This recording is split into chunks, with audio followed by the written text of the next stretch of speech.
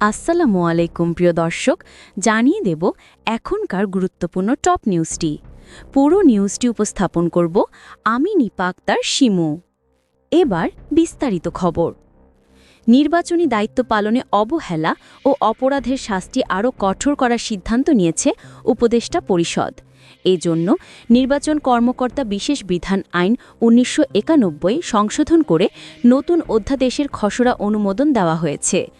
আজ বৃহস্পতিবার রাজধানী তেজগাঁওয়ে প্রধান উপদেষ্টার কার্যালয়ে অনুষ্ঠিত বৈঠকে এই অনুমোদন দেওয়া হয়। বৈঠকে সভাপতিত্ব করেন প্রধান উপদেষ্টা ড. মুহাম্মদ ইউনূস।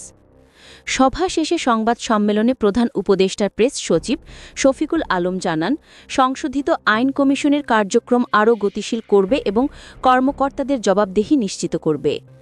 আগে কোনো কর্মকর্তা গ্রহণযোগ্য কারণ ছাড়া নির্বাচনী দায়িত্ব পালনে অস্বীকৃতি জানালে সর্বোচ্চ ১ বছরের কারাদণ্ড বা ৫,০০০ টাকা জরিমানার বিধান ছিল।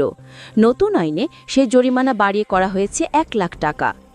নির্বাচনী দায়িত্বে অসদাচরণ করলে আগে ৬ মাসে কারাদণ্ড বা ২,০০০ টাকা জরিমানা করা হলেও নতুন আইনে তা বাড়িয়ে করা হয়েছে ন্যূনতম ১ বছর থেকে সর্বোচ্চ ৫ বছরে কারাদণ্ড অথবা ২০,০০০ টাকা জরিমানা অথবা উভয় দণ্ড। সংশোধিত আইনে অসদাচরণের সংজ্ঞায় যুক্ত হয়েছে কমিশন বা রিটার্নিং কর্মকর্তার আদেশ অমান্য, আইন ইচ্ছাকৃত লঙ্ঘন এবং দায়িত্বে অবহেলা। সভায় ১২১টি সংস্কার প্রস্তাবের অগ্রগতি নিয়ে পর্যালোচনা হয়। এর মধ্যে ২৪টি সংস্কার বাস্তবায়িত, ১৪টি আংশিক বাস্তবায়িত এবং বাকিগুলো বাস্তবায়নের পথে রয়েছে। আগামী মাসের মধ্যে সব সংস্কার সংকলন বুকলেট আকারে প্রকাশে পরিকল্পনা নেওয়া হয়েছে।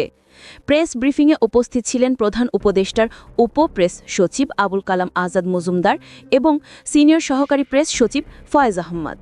প্রিয় দর্শক, এই ছিল এখনকার গুরুত্বপূর্ণ নিউজ। আরও গুরুত্বপূর্ণ নিউজ নিয়ে ফিরছি কিছুক্ষণের মধ্যে। নিউজগুলো সবার আগে দেখার জন্য এই চ্যানেলটি সাবস্ক্রাইব করতে ভুলবেন না। ধন্যবাদ।